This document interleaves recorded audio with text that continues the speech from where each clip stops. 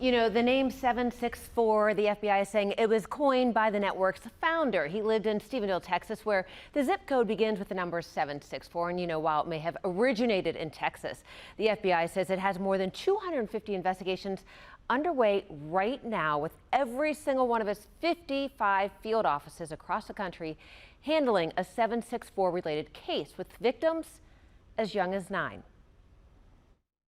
It can start online as just an innocent conversation. They'll target younger females. They'll target, the vulnerable population. David Scott, Assistant Director of the Counterterrorism Division at the FBI, in an exclusive interview with ABC News Chief Justice Correspondent Pierre Thomas. Scott says a global network called 764 aims to wreak havoc and upend society by befriending kids on social media and gaming platforms before demanding often violent and sexual content from them. They'll build bonds with these people and encourage them to take these sexually explicit videos and share them. And then they'll use that to extort them. Well, now that I have this, I'll share this with your entire family and all of your friends if you don't do this. The FBI says parents often have no idea their teen is caught up in 764 until it's too late. I wanted to scream, not my child, but yeah. I'm not in that kind of denial that it couldn't happen.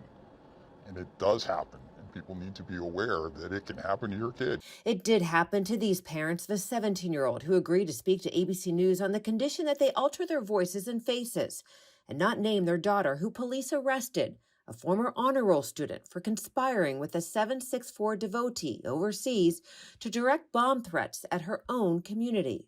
It was very difficult to process because we didn't raise her to engage in that kind of activity. They say their daughter first met the man on an online gaming app, and then they began communicating more regularly through social media. The man led her to believe that he was her boyfriend. He convinced her to share pornography with him, to carve names into her body, and to create 764-related content, including a photo of a nude Barbie doll with 764 written on its forehead. Her family says a case against her is nearly resolved and that she is receiving the help she needs. If we can help just one family, then it's worth it.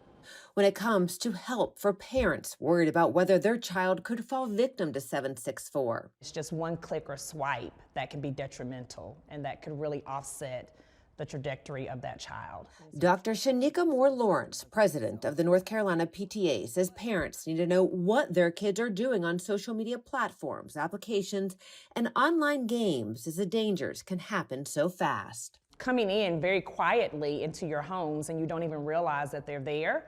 And that's why it's really important for parents to do their diligence to not allow devices to become the new conversational piece or the new babysitter for our kids. And she says kids need to know it's okay to come to parents, educators, or police if they get caught up in online dangers. If I see something that feels uncomfortable, looks uncomfortable, doesn't look right, that I immediately go and find the nearest adult and that I turn it off, as opposed to continuing to explore.